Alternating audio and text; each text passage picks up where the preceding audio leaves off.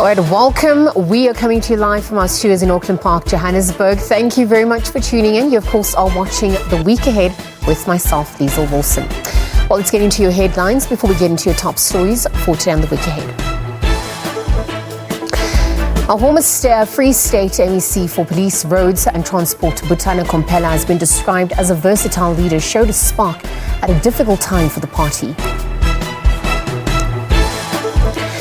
The National Institute for Communicable Diseases says another 12 COVID-19 deaths have been recorded in the last 24 to 48-hour period in South Africa as the Omicron variant continues to spread. Eastern Cape Police investigating the cause of the fire that broke out at the historic town hall in Komani.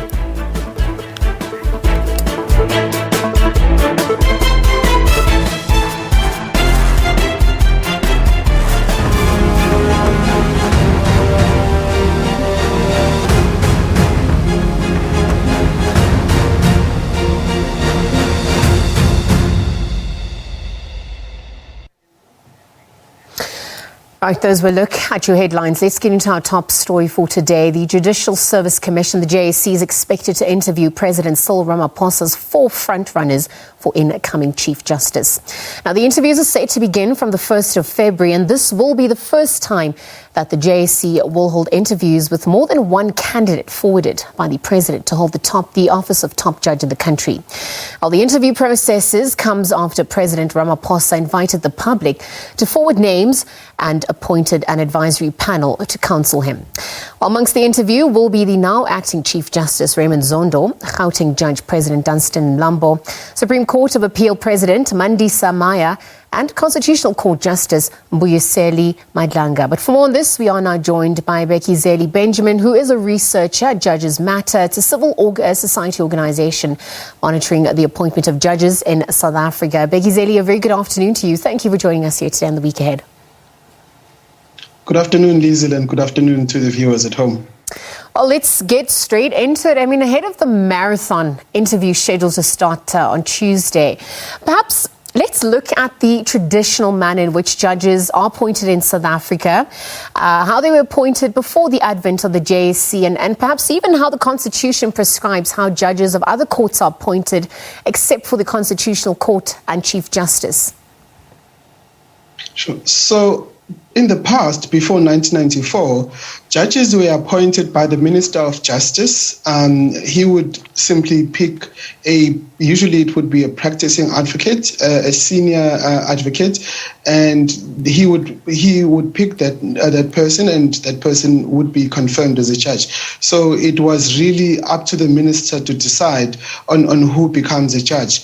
In 1994, there was this new body that was set up called the Judicial Service Commission. And it's made up of lawyers, judges, and politicians or members of parliament, and they sit together to decide who gets to be appointed as a judge. Now, the reason why they move from a single person, the Minister of Justice, to this big commission was that in the past, judges were mostly white males. So they decided that they're going to bring a more diverse group of people to decide on judges so that the judiciary can look a little bit more like South Africa.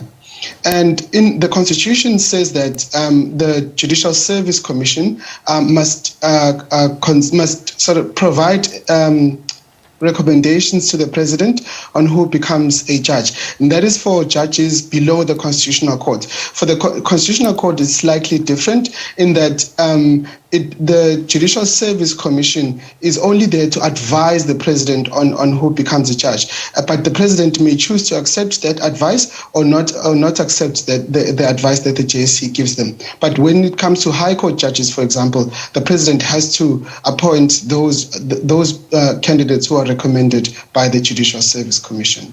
Okay, so you've mentioned now that the Constitution gives powers to the president, and the JSC then becomes an advisory body somewhat to the president, who's not actually bound by the recommendations. But I wonder, in terms of the Constitution, making it clear that this is a presidential prerogative, which must be exercised after consultation with leaders of parties in the National Assembly and the JSC, how do our courts, if at all, define what sort of consultation actually means? So our courts have not defined what consultation means, and the Constitution itself has not specifically said what consultation means. But how the JSC has interpreted that part of the Constitution, Section 174, is that the consultation is done through public interviews where the candidates will come before the JSC and the members of the JSC will ask questions of the candidates in order to find out whether the person has the relevant qualifications to be a judge, whether they have the experience, and whether they know enough about the law for them to be able to be a judge. So that is how it works in practice, even though it's not specifically written in black and white. Well, it's a unique process, due to the fact that President Ramaphosa has changed the way Chief Justice is appointed by inviting public inputs. But I wonder, given the pace of the process to date, the leadership vacuum at the judiciary as it stands, so it's a rather critical time, given the state of the courts as well, as we await the appointment of the Chief Justice and perhaps also look to maintain confidence in the judiciary at large. What are your thoughts? Yes, absolutely. This appointment could not come sooner than this, because right now the judiciary needs a stable leader, and there are many, many issues that it's currently facing. We are all recovering from COVID, and the judiciary has saved from that. It has been impacted. So we need a strong leader who will be able to move the judiciary forward. We are, as Judges Matter, are happy about the process that the President has followed in terms of opening up for public consultations and having inputs from the public on who should be the Chief Justice. Our only concern, however, is in how slow the process has been. The President waited only 20 days before Chief Justice Mogoeng retired before he kicked off this process. We feel that he should have done so at the beginning of the year, at least, so that it will allow all these consultations and the interviews. And then by the time that Chief Justice Mogoeng would retire, we would know who the next Chief Justice will be. Well, Bheki, then let's just look at the week ahead, obviously, with the change in the usual modus operandi, with the President, allowing public submissions. I wonder now, going forward, what are the processes ahead of these interviews, and what emerges from the four candidates ahead of these interviews in selecting the next Chief Justice for South Africa as it continues?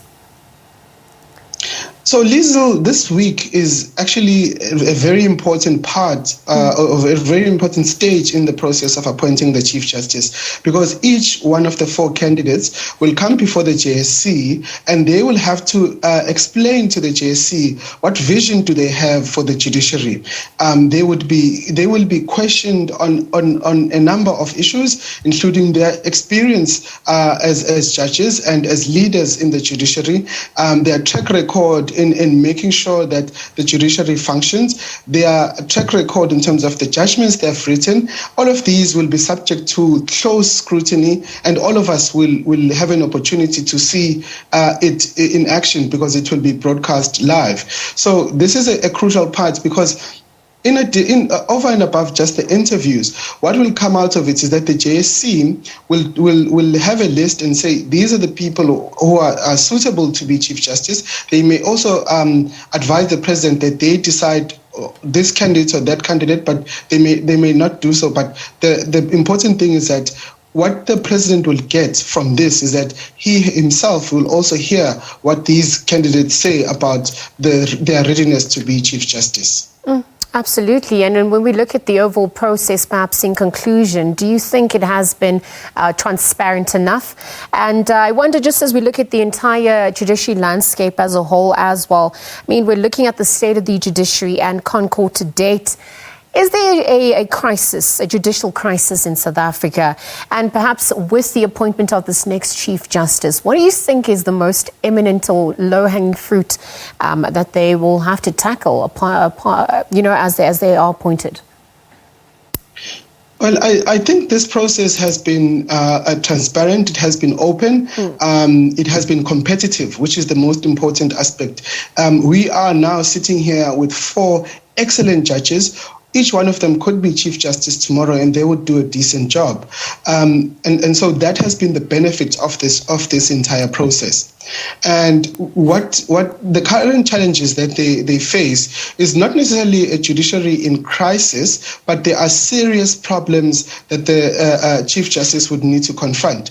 One of which is a big problem in the Constitutional Court delivering judgments. It's taking a little bit longer than it used to, and so that is something that the Chief Justice needs to deal with, and it can be dealt with quite quickly. You can consider it a low-hanging fruit.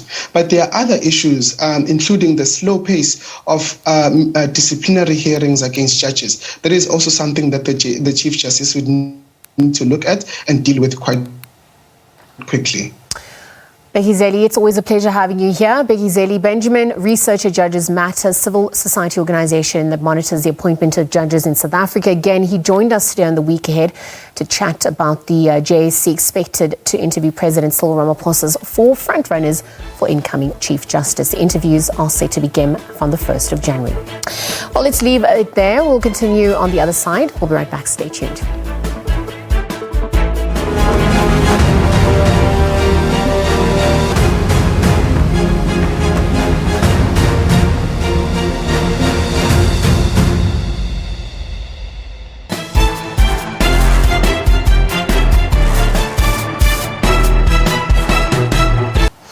All right, welcome back. You are watching The Week Ahead with myself, Liezle Wilson. We continue with more news on The Week Ahead, where South Africans stand to be counted. This as the Census 2022 program gets underway this coming week.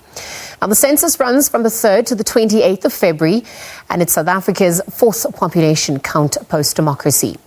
It's the country's first digital census, where at least 165,000 field workers will be deployed to count everyone within the borders. But for more on this, we are now joined by Lukman Omar, who is the head of the Census Program Office and Chief Director of the Data Operations at Statistics South Africa. Lukman, good afternoon. Thank you for joining us here on The Week Ahead. Good afternoon, Liezle, and good afternoon to your viewers. It's arguably been a busy couple of months, perhaps leading up to this. This week is going to be somewhat crunch time. I mean, when we look at how the importance of numbers, perhaps we understand that without numbers, planning becomes difficult, especially in running a country. So through the census, which is South Africa's biggest undertaking by the organization, I mean, Stats SA has mapped out the entire country by collecting information for all households. Can you talk to us about the state of readiness? Thank you. Very important question. This planning starts quite a few years before. And as the old adage states, what you cannot measure, you cannot manage.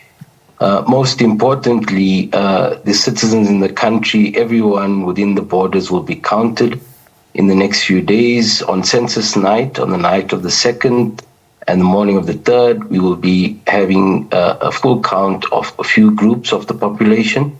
And at that time, you'll then start with all households and other population types for the remaining 26 days. It's an important time. It's a magical time because the country is effectively taking a stock take. We look back at 10 years and we look and project forward. In terms of the state of readiness, there's a lot of things that one has to make sure of. We've been onboarding and bringing over 100,000 field workers in the last 30 to 60 days.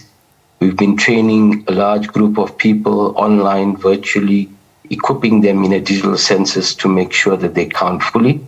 And at this stage, Stats SA is confident that we are ready. All right, Lukman, as we then look, as you've just spoken about the state of readiness, I wonder if you could also speak to some of the challenges that you've also had to, that was incurred during the past few months as you lead up to this week, perhaps issues of funding, resource constraints, skills statisticians, amongst others. Walk us through what that's looked like. And in terms of recommendations and solutions, what has been the plan ahead of the census this week? Okay, so this country, well, I guess all countries of the world are experiencing fiscal constraints. This time around, we intend to do the census with roughly about the same amount of funds as we did the census in 2011. But I think the big player in everything and for censuses around the world is the matter of COVID and its effect in the way the world operates and the way we run day to day.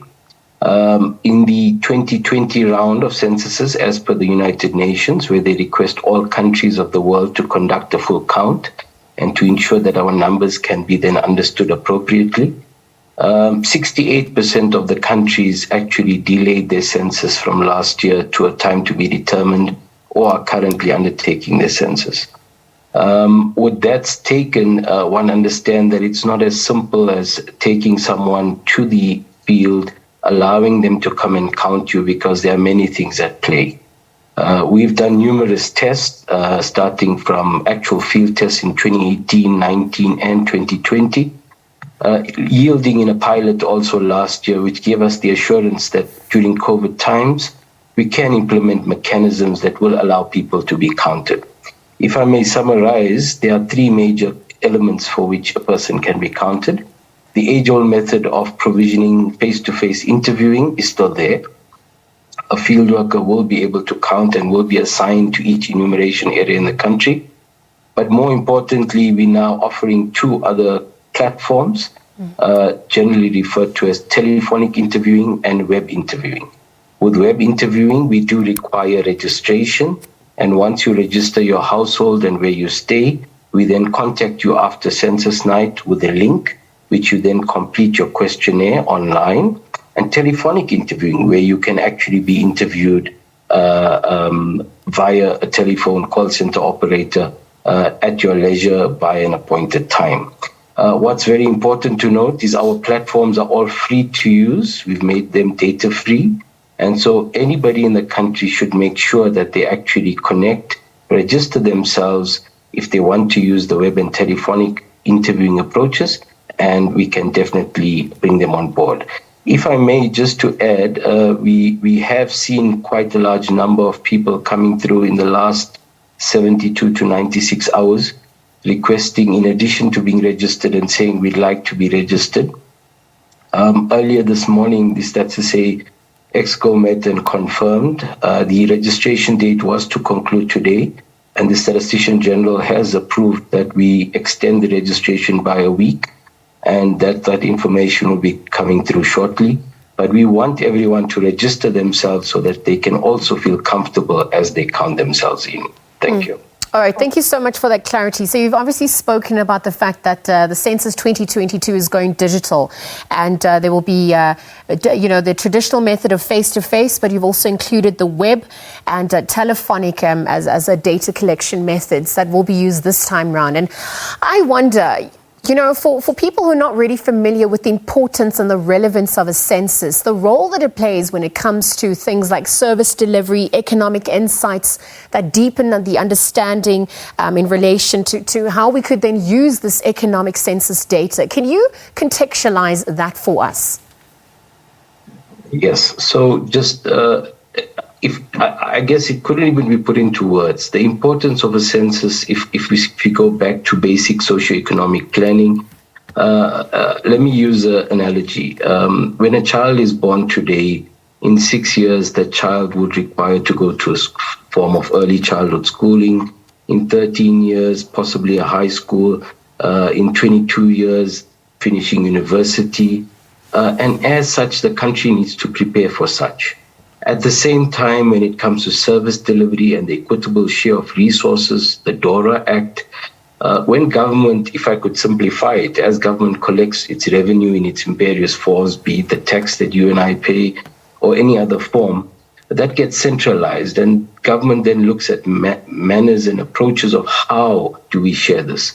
So methods are then devised. Municipalities develop IDPs. And these development planning frameworks form elements of how funds are shared equitably. So Treasury utilizes this, it allocates and tries to identify areas where development is required. If it's found to be that water delivery, piped water in the household is missing in these areas, that forms an additional element to their formula. Also, in terms of planning and assessment, we have questions around fertility and mortality. Do we know how our population is reacting?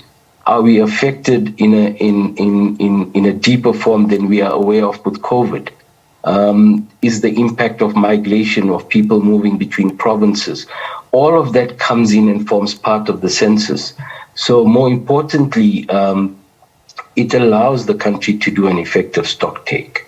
If I may also add, in terms of the counting of economic classifications and for businesses, small businesses, etc., it gives one a feel of where people are, where they will be, and as such, we can all plan better and work better. Thank you. All right, thank you, Lukman. Let me wrap up this conversation by just perhaps looking at your message that you would like to send to the public out there to ensure that there is compliance. I mean, there are issues on participation and access, which everyone is legally obliged to do to participate. But there's also, issues of confidentiality and queries at large. How have these been factored in? What is your final message to those as the week approaches? Thank you. Let me reassure the country. At large, Stats SA has an act within which it operates. Section 16 of the act quantifies and issues that one should capture all information as we source it and keep it confidential. So suffice to say, everything that we will collect in the census is shared with no one other than for statistical purposes and neither with any organ of state, and that's within the act. Section 17 of the Act also indicates offences and penalties, and more so, this is just to say that the mandate of the Statistics Act, the country is coming to count you. And generally speaking, we're saying to everyone, do not refuse, because ideally, one needs to ensure we get the right information so that we can count ourselves. So my plea, if I may, to the country at large is, if you wish to use your web or telephonic platforms, register yourselves. The platforms are data-free. Alternatively, field workers will be coming through. Open your doors, open your gates, be comfortable. Our field workers are identified. The information is on the web. They will have BIBs and ID cards that can easily be verified on the web. And make sure that you get yourself counted, because in the end, you count, I count, we all count. And South Africa needs you. Thank you. Lukman Omar, thank you very much for your time. Head of the Census Program Office and Chief Director of Data Operations at Statistics South Africa. Again, as we heard, South Africans stand to be counted. This as the Census 2022 program gets underway this coming week.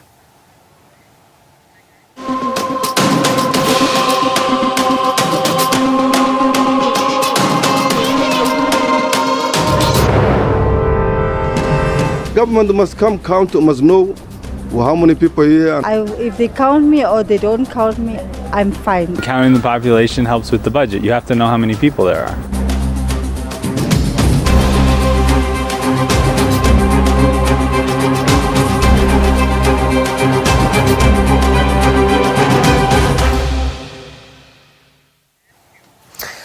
In other news on the coming week, the National Prosecuting Authority says it's confident that the court will rule in its favour when it delivers judgment in the bail application of alleged Parliament arsonist Zandile Mafe. Cape Town Regional Court will hand down judgment this coming Friday. Mafe took the stand yesterday on charges ranging from arson to terrorism. He was arrested shortly after Parliament was set alight earlier this month and will remain in custody at Paulsmoor Prison. He was arrested shortly after Parliament was set alight earlier this month and remains in custody, as I mentioned, at Paulsmoor Prison. Our former President Jacob Zuma is also expected to head back to the Pietermaritzburg High Court tomorrow to yet again challenge another court ruling against him. He is expected to apply for leave to appeal Judge Pitkun's dismissal of his special plea to have Advocate Betty Downer removed as prosecutor in his trial. Alkun made the ruling in October last year and set down the 11th of April this year as the trial date. In dismissing Zuma's special plea, Judge Pitkun ruled that Zuma's arguments were mainly based on fair trial rights, which could be determined in a separate application and after evidence was led in the criminal trial. He also rejected the arguments by Zuma that Downer was guilty of misconduct in leaking information to the media.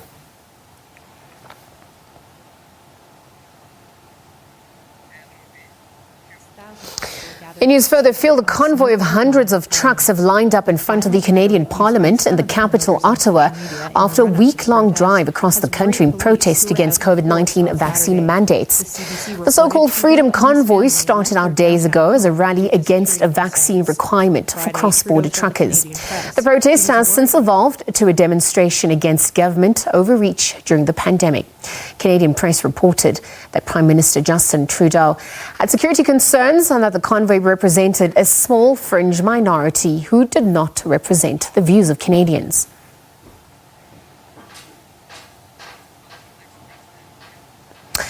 Well, that's where we're going to leave it for you today. Once again, it has been an absolute pleasure. That's all from the week ahead and the rest of the team. From myself and the team, until next time, do take care.